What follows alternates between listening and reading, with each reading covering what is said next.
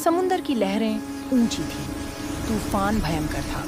एक सिख व्यापारी अपना मालवाहक जहाज लेकर व्यापार के लिए निकला था, पर समुद्र उग्र था। बचने का कोई रास्ता नहीं दिख रहा था। निराश होकर उसने हाथ जोड़ दिए। हे गुरु नानक देव जी, मुझे इस विपत्ति से बचा लो। अगर मेरी जान बच गई तो मैं आपके दरबार में 500 सोने की मोहरों की भेंट चढ़ाऊंगा। अद्भुत। पल भर में समुद्र शांत होने लगा, तूफान रुक गया और जहाज सुरक्षित आगे बढ़ने लगा। व्यापारी ने समझ लिया, गुरु की कृपा से उसकी जान बची है।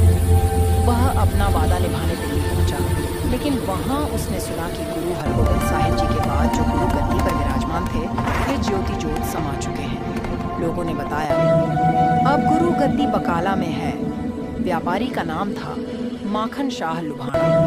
वह तुरंत बकाला पहुंचा, पर वहां का दृश्य देखकर चौंक गया, क्योंकि वहां 22 नकली गुरु अपने अपने डेरे डालकर बैठे हुए थे। माखन शाह ने एक तरकीब लगाई। उसने सोचा, मैं हर एक के आगे 2-2 मोहरें रख देता हूँ।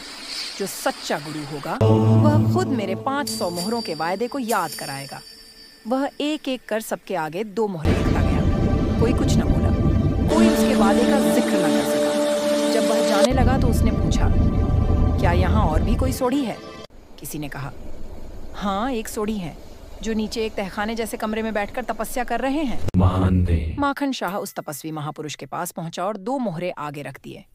तभी वे दिव्य स्वर में बोले, पूरा वायदा निभाओ माखन शाह, 500 मोहरें, सिर्फ 2 क्यों? माखन शाह भाव विह्वल हो उठा। उसे समझ आ गया, ये ही असली गुरु है।